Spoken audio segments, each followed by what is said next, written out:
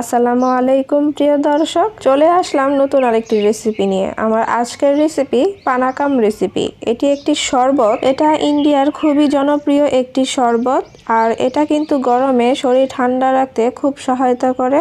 এই গরমে শরীর ঠান্ডা রাখতে চাইলেই মাত্র 5 মিনিটে তৈরি করে নিতে পারবেন এই পানাকাম শরবত। এই ভিডিওটি প্রথম থেকে শেষ পর্যন্ত দেখলে পানাকাম শরবত কিভাবে তৈরি করবেন সবই জানতে পারবেন। শরবত তৈরি করার জন্য প্রথমেই লাগবে গুড়। এখানে আমি আখের গুড় নিয়েছি, আপনারাও চেষ্টা করবেন আখের গুড়টা নিতে। আর দিয়ে দিচ্ছি পরিমাণ মতো পানি। আপনারা যে পরিমাণ মতো শরবত তৈরি করতে চান সে পরিমাণ অনুযায়ী পানি আর গুড় দুটোই দিয়ে দিবেন। তো এখানে আমি গুড়টাকে প্রথমে ভিজিয়ে রাখছি, এতে করে গুড়টা গলে যেতে খুব সহজ হবে। এদিকে শরবতের জন্য গুড়টা গলতে থাক, আর এদিকে আমি অন্য প্রসেসগুলো করে নিই। এখানে আমি 1 ইঞ্চি পরিমাণ একটু আদার টুকরা নিয়েছি।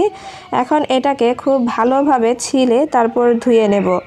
ধুয়ে এটাকে আমি একদম ছোট ছোট কুচি করে কেটে নিচ্ছি। চাইলে আপনারা এটাকে একটু বাড়িয়ে দিয়ে থেতো করে নিতে পারেন, তবে আমি একদম ছোট ছোট কুচি করে দিচ্ছি। কুচি করে দিয়ে দেব এই শরবতের মধ্যে, এতে আলাদা একটা ফ্লেভার আসবে। তো এখানে আমি কিছু গোলমরিচ আর 3টি এলাচ নিয়েছি, এগুলোকে গুঁড়ো করে দিতে হবে। তো এখানে আমি 1/4 চামচ এলাচের গুঁড়া আর 1/4 চামচ গোলমরিচের গুঁড়া দিয়েছি। আপনাদের হাতের কাছে গুঁড়াটা যদি না থাকে তাহলে গোলমরিচ আর এলাচের বিচিটাকে বের করে একটু থেতে নিয়ে এতে দিয়ে দিতে পারেন। দিয়ে এটাকে ভালোভাবে মিশিয়ে তারপর গ্লাসে পরিবেশন করতে পারেন। চাইলে কিছুক্ষণের জন্য ফ্রিজে রেখে ঠান্ডা করে নিতে পারেন, তবে আমি আপনাদের দেখানোর সুবিধার্থে তাড়াতাড়ি করে দেখিয়ে দিচ্ছি। আর এভাবেই তৈরি হয়ে গেল পানাকাম শরবত।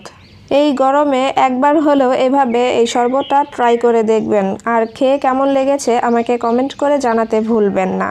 আশা করছি আমার আজকের রেসিপিটি আপনাদের কাছে ভালো লেগেছে। ভালো লেগে থাকলে প্লিজ একটি লাইক দিয়ে দিবেন, আর আমার চ্যানেলে নতুন হলে চ্যানেলটি সাবস্ক্রাইব করে পাশে থাকবেন। আবারও হাজির হয়ে যাব নতুন কোনো রেসিপি নিয়ে। সে পর্যন্ত সবাই ভালো থাকবেন।